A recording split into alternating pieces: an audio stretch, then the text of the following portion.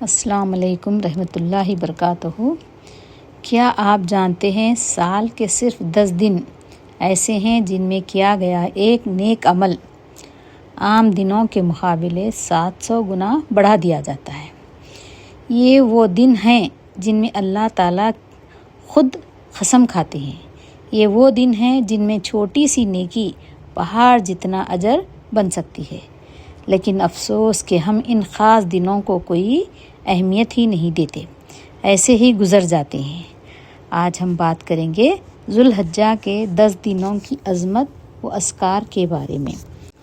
اگر چاہتے ہیں کہ گناہوں سے معافی ملے، رزق میں برکت ہو، دل کا سکون برقرار رہے اور اللہ کی رضا حاصل ہو تو یہ ویڈیو کو آخر تک ضرور دیکھیں۔ ملاحظہ فرمائیں، یہ وہ مہینہ ہے جس میں حج ادا کیا جاتا ہے، قربانی دی جاتی ہے، اللہ کے قریب ہونے کا سب سے بڑا موقع ملتا ہے۔ لیکن پورے مہینے میں سب سے خاص ہیں پہلے 10 دن۔ قرآن مجید اور احادیث میں ذو الحجہ کے ابتدائی دنوں کی فضیلت ثابت ہے۔ والفجر واللیل عشر، سورہ فجر آیت نمبر 1 اور 2 سے مفسرین نے ان ابتدائی 10 دنوں سے مراد لیتے ہیں۔ ونیز اللہ رب العزت نے جب کوئی چیز کی قسم کھاتا ہے تو اس کی عظمت و تقدس کی اہمیت کا اندازہ ہوتا ہے۔ چنانچہ اللہ تعالیٰ اس آیت میں ذو الحجہ کی 10 راتوں کی قسم کھائی ہے۔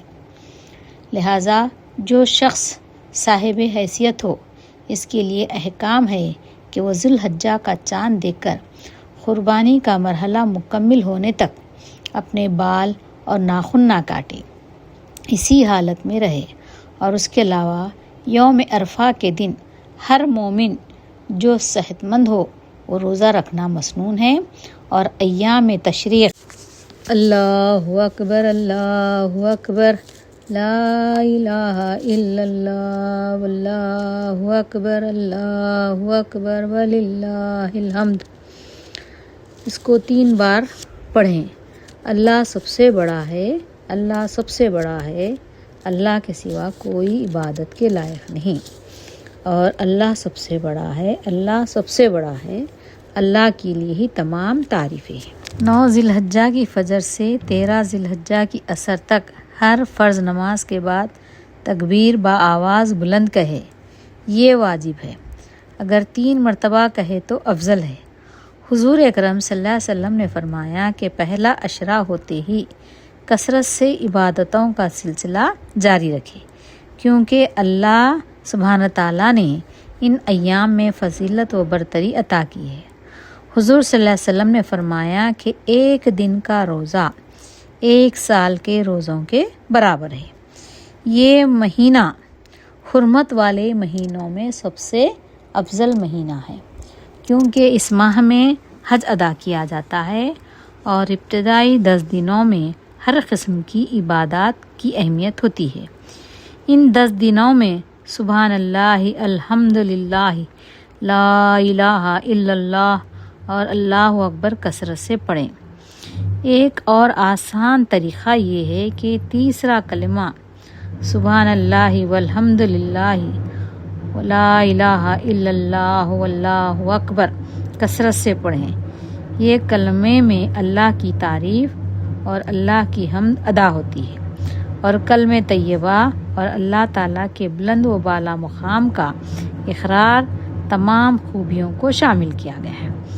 لہٰذا ہمیں چاہیے ہم تیسرے کلمے کو خصوصاً عرفہ کے روز کثرت سے پڑھیں، یعنی ان دنوں میں کلمہ شہادت کا اقرار، صدقے کی ادائیگی اور حج کا اہتمام بھی ہوتا ہے، اور ذی الحجہ کے 10ویں دن قربانی کا بھی اہتمام ہوتا ہے، جو کہ خاص اللہ کے لیے کی جاتی ہے۔ خدا کی راہ پہ چلنے میں آنے والی رکاوٹوں کو قربان کرنا ہی حقیقی قربانی ہوتی ہے۔ اس کے بعد حلق کریں، یعنی قربانی کے بعد۔ حضور صلی اللہ علیہ وسلم کا فرمان ہے کہ جو شخص قربانی کا اہتمام کرتا ہے جانور کے خون کا خطرہ زمین پر گرنے سے پہلے ہی اللہ تعالیٰ نے اس بندے کے تمام گناہ معاف کر دیتا ہے۔ یعنی مجموعی طور پر یہ مہینہ عبادات اور نیک اعمال کا خزانہ ہے۔ قربانی 3 دن تک دی جا سکتی ہے، یعنی 10 ذی الحجہ، 11 ذی الحجہ اور 12 ذی الحجہ کے مغرب سے پہلے تک۔ یعنی تمام امتی اپنے لیے، اپنے اہل خانہ اور خاندان، خصوصاً اپنی اولاد کے لیے کثرت سے دعا کرے اور تمام امت محمدی کی مغفرت کے لیے کثرت سے دعائیں مانگے۔ یہ افضل عمل ہے، اور سجدے شکر بھی ادا کریں۔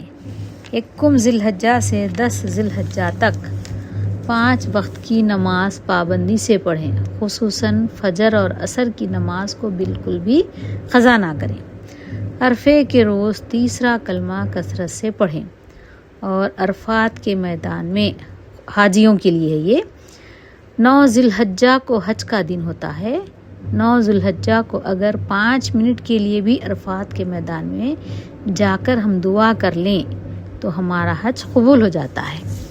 اس کا مطلب ہے کہ عرفات کے میدان میں 9 ذی الحجہ کو وقوف کرنا افضل اور فرض ہے، اور جبل رحمت پر جا کر دعا کرنے سے ہماری دعائیں قبول ہوتی ہیں، اور اللہ سبحانہ تعالیٰ بندوں کو معاف کر دیتے ہیں اور انہیں ایک نئی زندگی، یعنی ابھی ماں کے پیٹ سے پیدا ہوئے ہیں اتنا پاک کر دیتے ہیں۔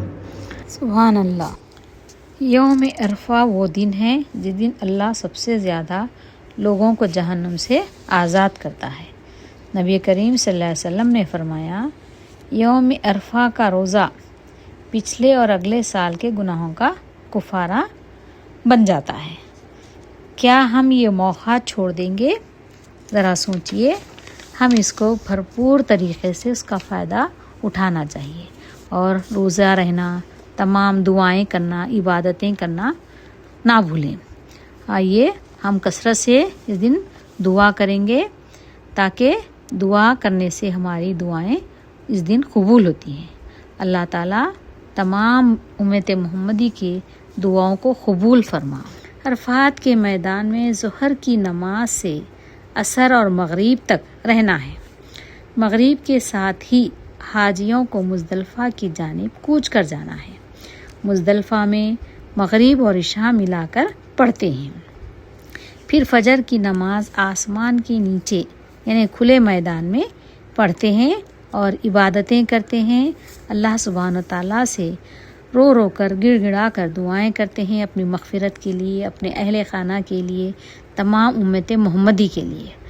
اور پھر اس کے بعد فجر کی نماز کے فوراً بعد دوبارہ مینا کو واپس آ جاتے ہیں، یعنی 10 ذی الحجہ کو مینا کو روانہ ہو جاتے ہیں۔ 10 ذی الحجہ کو عید الاضحیٰ کا دن ہوتا ہے، یعنی قربانی بھی اسی دن دی جاتی ہے۔ پھر حلق، قربانی کے بعد حلق کیا جاتا ہے، اس کے بعد احرام اتار دیا جاتا ہے، یعنی بالکل ہم جو ہے پابندیاں ختم ہو جاتی ہیں وہاں سے۔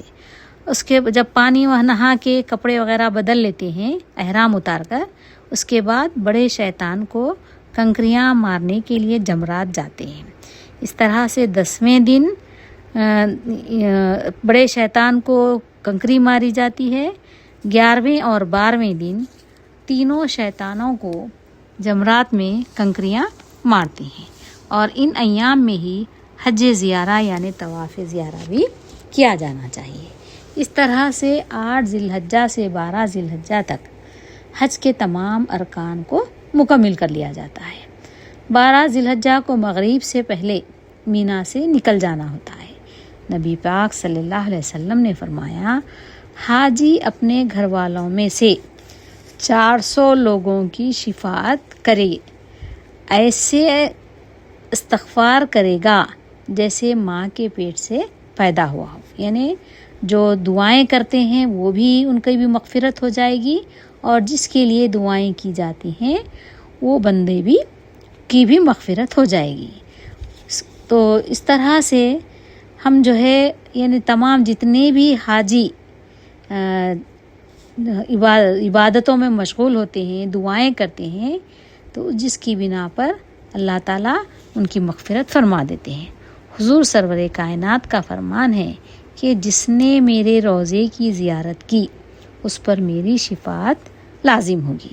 اللہ ہم سب کو بار بار حج کرنے کا موقع نصیب فرمائے اور حضور کے روضے کی زیارت نصیب فرمائے، آمین ثم آمین۔